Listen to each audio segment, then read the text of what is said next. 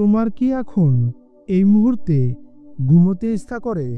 এমনকি তোমার দু চোখ ভারী ভারী মনে হচ্ছে, কিংবা তোমার স্কুলের বারান্দায় অথবা ক্লাসে যেতে মন চায় না? তুমি হয়তোবা যখন তোমার পড়ার টেবিলে পড়তে যাও, ঠিক তখনই তোমার দু চোখ ভরে ঘুম চলে আসে।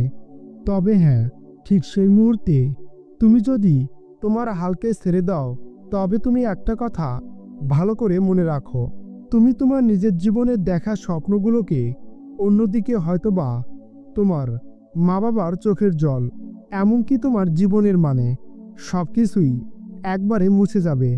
তুমি যদি তোমার জীবনের অধ্যায় থেকে ওই সমস্ত খারাপ অভ্যাসগুলোকে পরিবর্তন না করো, তবে তোমাকে তোমার সারা জীবন ধরে আফসোস করতে হবে। তুমি একজন মূলত স্কুল ছাত্র, যার মানেটা দাঁড়ায় তুমি একজন সৈনিক।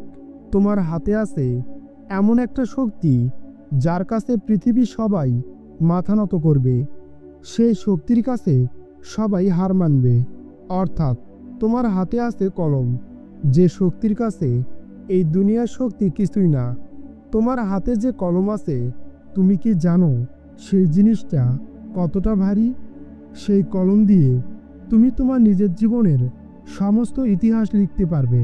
আর ওই সময়টা তোমার জীবনে শুধুমাত্র একটাবারে আসবে, আর সেটা হলো তুমি তোমার জীবনের স্কুল ছাত্র জীবনটা। তোমার ছাত্র জীবন, ওই সময়টা তোমার জীবনের এমন একটা মুহূর্ত, যে সময় তুমি তোমার নিজের জীবনের ইতিহাসকে পরিবর্তন করতে পারো। কিন্তু আবার তুমি কি জানো, দুনিয়ার সবচেয়ে বড় একটা প্রবাদ রয়েছে, আর সেটা হলো কলমের ধার যে কোনো তরোয়ালের চেয়েও কয়েক গুণ অধিক শক্তিশালী হয়ে থাকে।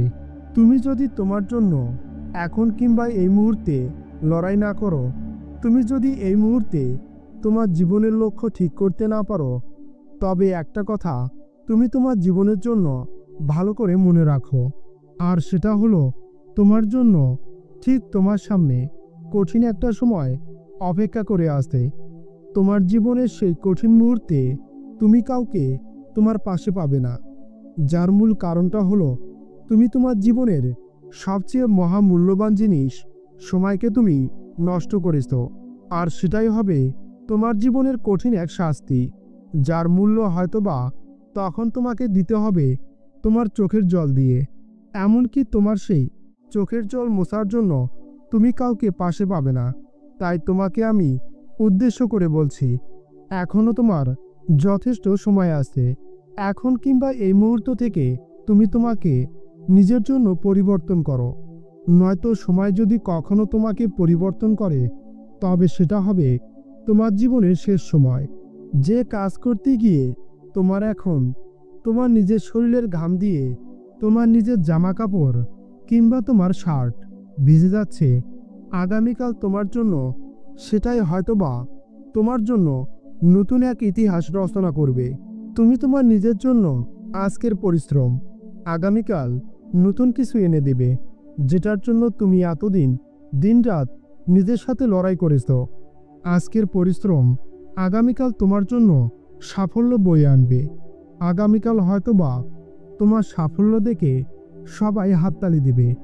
যদি তুমি নিজেকে তোমার জীবনের জন্য সঠিকভাবে তৈরি করতে পারো, তবে তা হয়তোবা সম্ভব, নয়তো তোমার জন্য এই জীবনে কিছুই হবে না। আর যদি কখনো তুমি নিজেকে ফাঁকি দাও, তবে তুমি ভালো করে মনে রাখো, আগামীকাল তোমার জন্য এই সমাজ তোমাকে অবহেলার চোখে দেখবে। আর হয়তোবা তখন সেটা তুমি নিজেকে সহ্য করতে পারবে না। আর একটা কথা তুমি সবসময় মনে রাখবে, আর তা হলো কঠিন এই পৃথিবী কেবলমাত্র বিজয়ীদের গল্প মনে রাখে, এবং যারা কিনা নিজেদের কাছে হেরে যায় তাদের অজুহাত কেউ শোনে না। তোমার বইয়ের পাতা থেকে শুরু করে তোমার ক্লাসের প্রত্যেকটা মুহূর্ত, কিংবা তোমার নিজের জীবনের অজানা কিছু প্রশ্নের উত্তর, এগুলোই তোমাকে একদিন আলাদা করে দেবে লাখো মানুষের ভিড় থেকে।